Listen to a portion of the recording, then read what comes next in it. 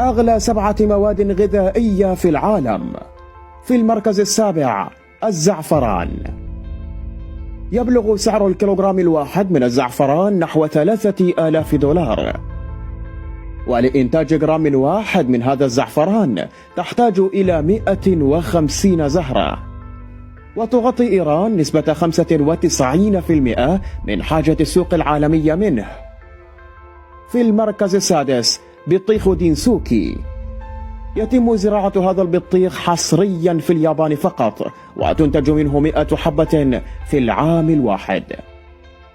يتميز هذا البطيخ بهشاشته الشديدة ومذاقه الحلو الفريد، ويتم عرضه في مزاد عبر لجنة منظمة ومختصة، وقد يصل سعره أحيانا إلى 5700 دولار. البلوفين الشمالي.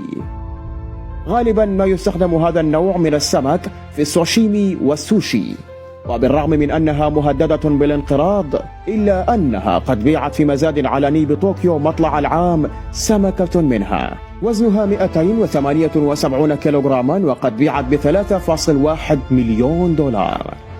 وفي المركز الرابع تأتي شوكولاتة تواك، تباع بنحو 693 دولارا، ووزنها لا يتعدى 50 جرام.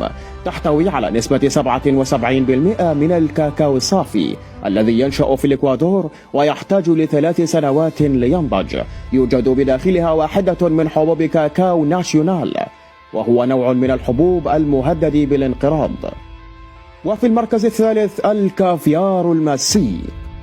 يبلغ سعر الكيلوغرام الواحد منه أكثر من 25,000 دولار، وينتمي هذا الكافيار لنوع سمك موجود في بحر قزوين.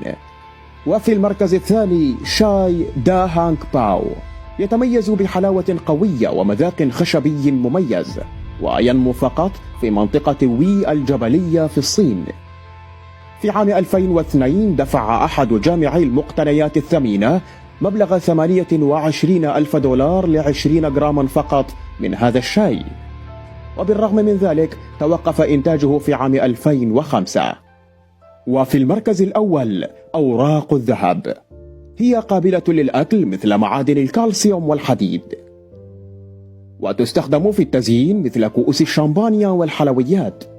يبلغ سعر 100 ملغ منها عيار 24 قيراط 19 دولار، أي ما يعادل 190,000 دولار للكيلوغرام الواحد.